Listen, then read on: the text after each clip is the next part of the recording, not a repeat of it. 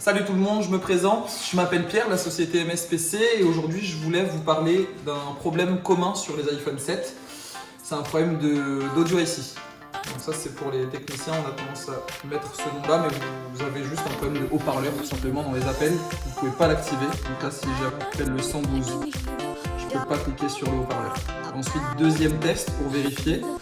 Vous allez dans le dictaphone et là, quand je clique, ça ne marche pas. Voilà. Donc là, on se retrouve juste après, une fois la carte mère démontée.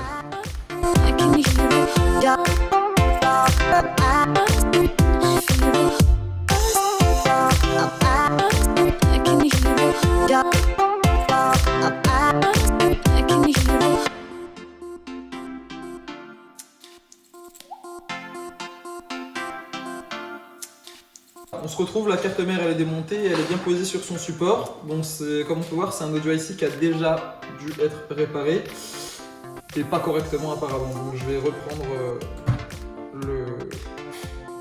l'erreur tout de suite. Donc là on se retrouve sur le microscope tout de suite.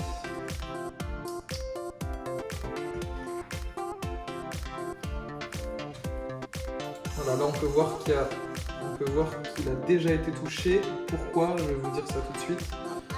On va juste retrouver mon tweezer qui a fui.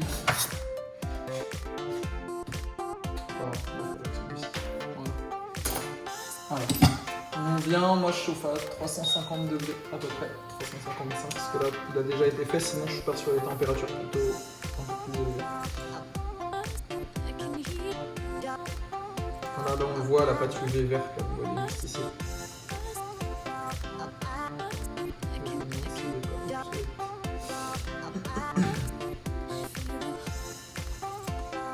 Je vais mettre à 400.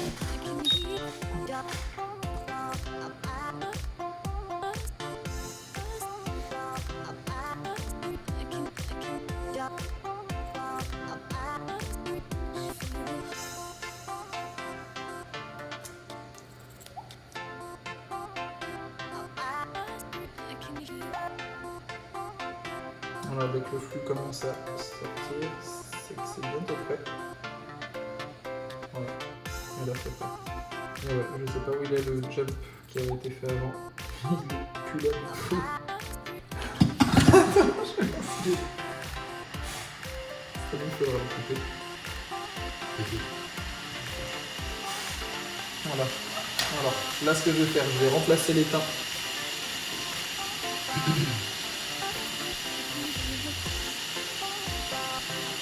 Le circuit pour accélérer comme je fais ici.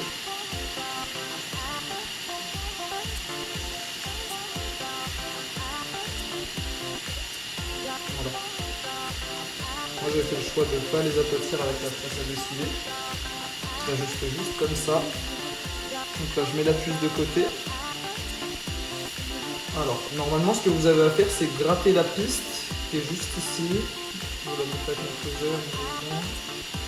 Voilà, il faut gratter celle-ci, mais là elle a déjà été grattée parce qu'il y a quelqu'un, comme je dis, qui a dû tenter de le faire déjà. Donc là voilà, je prends mon fil, c'est un fil de cuivre.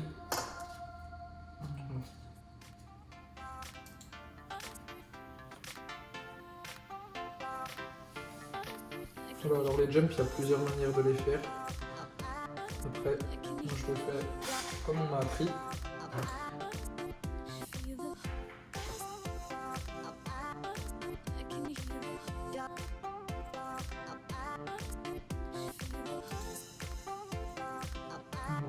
L'idéal c'est de fixer à la résistance plus sur la ligne. Là du coup il sera un peu plus rapide que les autres. Voilà, je teste, je tire toujours un petit peu sur le fil. Là on voit qu'il est bien pris. Voilà, pour le jump comme je vous ai dit, moi je le fais à la manière de Jalen puisque ça a été mon école. Alors comment ils nous ont appris ça? Alors vous voyez les pads, ils s'arrêtent ici. Un pad ça s'arrête ici, donc là je viens à la fin de celui-ci, celui manquant, et je compte 1, 2 pads et demi, et là on coupe. Et là normalement quand on va le tourner, on va faire un petit escargot, on va tourner, ça fera la taille parfaite. Donc là je viens toujours nettoyer d'abord.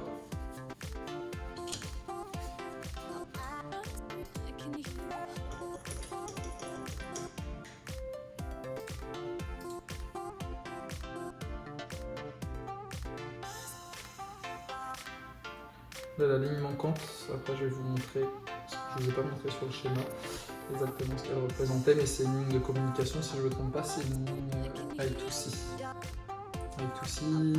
I2C, il y a 2 bus. En fait, ça fonctionne, c'est un système de communication. Il y a un envoi de données, puis un retour de données, entre guillemets, pour activer, qui permet l'activation en fait, du son. Voilà. Là, je prends mon tweezer, c'est le Rolex des tweezers. Le logo m'a fait penser à ça. Il vaut à peu près 1 million d'euros. C'est une marque.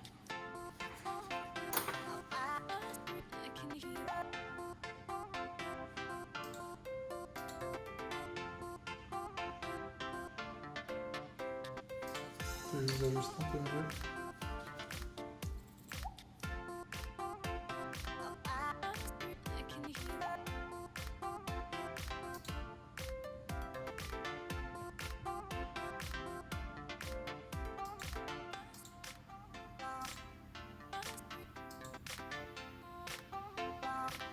Voilà, le jump est fait. J'ai plus qu'à recouvrir avec de la pâte UV. J'utilise celle-ci, la Sunshine. Je vous mettrai, dites-moi si ça vous intéresse, mais je pense vous mettre un peu les outils que j'utilise pour la micro-soudure, parce que du coup chacun a ses petites habitudes, et quand on commence, on a tendance à pas trop savoir quoi utiliser.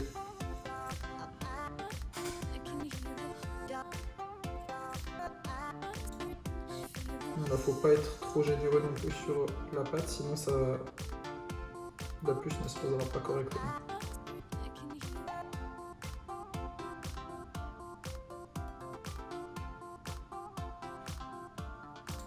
Voilà, une fois que c'est fait, je vais laisser la carte mère sous lampe UV.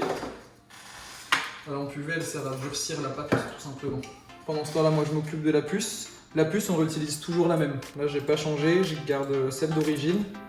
Parce que le problème est juste dû à ça. Alors attendez, je vous montre sur l'écran rapidement.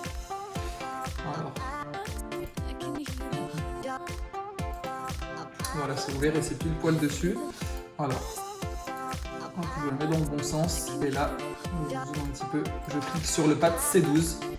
Voilà, et quand vous voyez, comme vous voyez, attendez, j'appuie sur le N, et on reclique là. Voilà, comme vous voyez, ça c'est la liaison justement, ça vous représente une ligne. Et là en fait c'est ça qu'on est en train de recréer. Comme là ça a été coupé, la puce elle a tendance à couper à cette section là, parce que c'est le milieu de la carte mère et du coup ça pose beaucoup de problèmes. Donc là voilà, je viens juste refaire celui-ci. De temps en temps sur les 7 Plus, on peut avoir aussi des problèmes sur celui-ci et celui-ci. Là, en revanche, sur les 7 normaux, c'est très rare. Ceux-là, ils servent beaucoup pour les écouteurs, etc. A savoir que quand vous avez un plug d'audio ici, vous pouvez totalement parler avec des écouteurs Bluetooth. Et je crois que le micro marche également sur Snapchat, WhatsApp, toutes les applications qui ne sont pas d'office sur le téléphone. Voilà, donc là, je vais riboler la puce. Riboler, qu'est-ce que c'est? Riboler, c'est juste recréer les billes sous la puce. Ça, je vais vous montrer tout de suite. Alors là, je prends mon stencil. Hop, ça, c'est un stencil. En français, je crois qu'on dit un pochoir, quelque chose comme ça.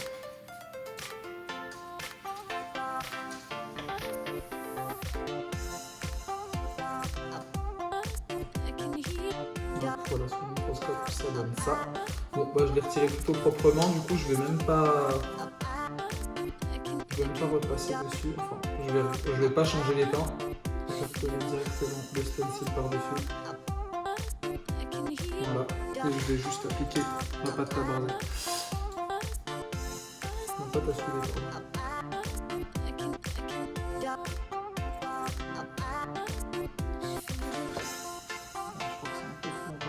Je rajuste. Alors. Hop. Je maintiens avec mon tweezer correctement. Il faut bien maintenir.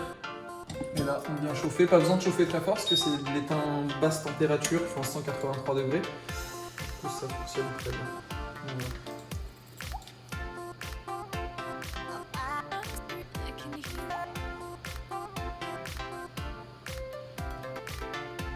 Voilà. Là, c'est fini.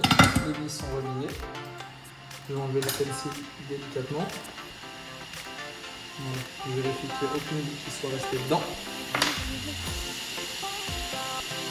Voilà. Là, on va faire juste quelque chose de rapide. On appelle ça un reflow pour permettre aux billes de se replacer toutes correctement. Là, vous allez voir. Elles vont bouger légèrement normalement. On n'a rien vu à la caméra, mais ça va marcher quand même. Voilà. Donc la puce, je la mets de côté. Elle est ribolée, elle est prête à être posée. Ma carte mère, normalement, j'ai la colle UV qui a séché. On va checker ça tout de suite sur le microscope. Voilà, j'ajuste rapidement. Voilà. Comme vous pouvez voir, c'est passé de l'état liquide. Voilà, c'est passé de l'état liquide à solide. Enfin, là, si je touche avec mon tweezer, vous voyez très bien que ça, voilà, ça coule pas. Donc là, ce que je vais faire, je vais prendre une lame. Je prends une lame de bille de souris. Et on vient gratter pour découvrir légèrement et libérer le pad en fait qu'on vient de recréer. Parce que là, sinon, avec la colle UV, ça ne fera pas contact. On va faire doucement, sinon on va arracher le. On peut arracher le pad avec.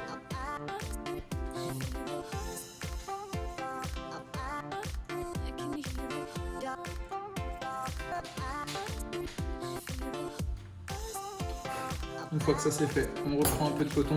J'utilise du coton chirurgical pour nettoyer, je préfère ça au pinceau. Voilà. Voilà, comme vous pouvez voir, le gem tient vraiment bien. Et c'est comme ça qu'il faut que ça rentre, puisque sinon ça va faire exactement comme le coup d'avant, il partira à la prochaine chute. Là on voit bien qu'il tient super bien, je peux passer mon tweezer dessus sans aucun problème. Voilà. Donc là j'ai plus qu'à reposer la puce dessus. Voilà.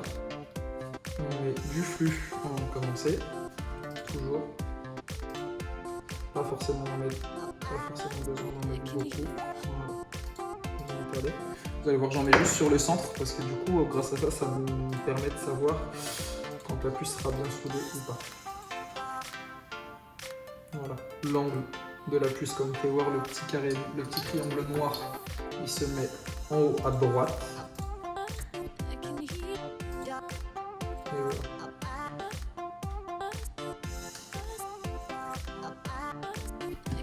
Température, on passe à 355.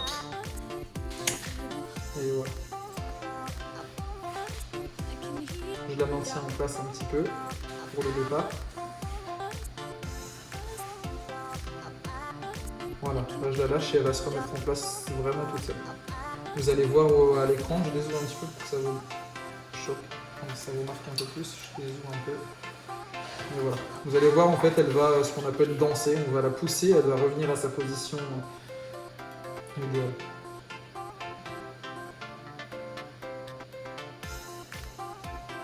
Voilà, elle a bougé, elle est quasiment prête.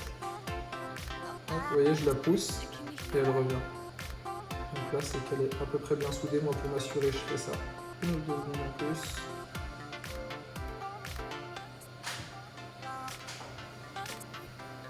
Voilà, elle est prête. Donc là, je vais laisser refroidir la carte mère 5 minutes. Je vais remonter le téléphone et on se retrouve afin d'effectuer les tests.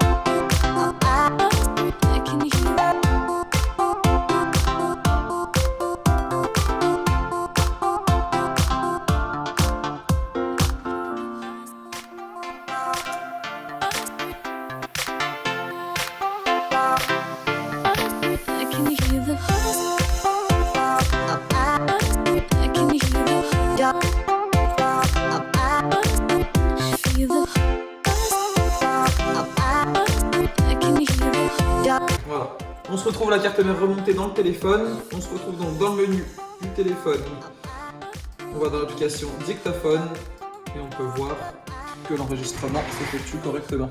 Voilà, juste là, on voit bien la voix s'active. Ensuite, second test, on va dans le menu du téléphone, encore une fois on appelle le 112, ils vont en avoir marre de nous, appeler, et on peut activer le haut-parleur. Donc la réparation est totalement effectuée. Il est prêt à être remonté. Malheureusement, j'ai juste l'écran à changer encore sur celui-ci. Voilà, en tout cas, merci d'avoir regardé la vidéo. N'hésitez pas à me joindre. Je vais vous laisser en commentaire tous mes réseaux sociaux. En description, pardon, je vais vous laisser tous mes réseaux sociaux. J'ai Instagram et Facebook. Facebook, pas très actif, donc n'hésitez pas à me rejoindre plutôt sur Instagram. Voilà, bonne journée à tous. Salut!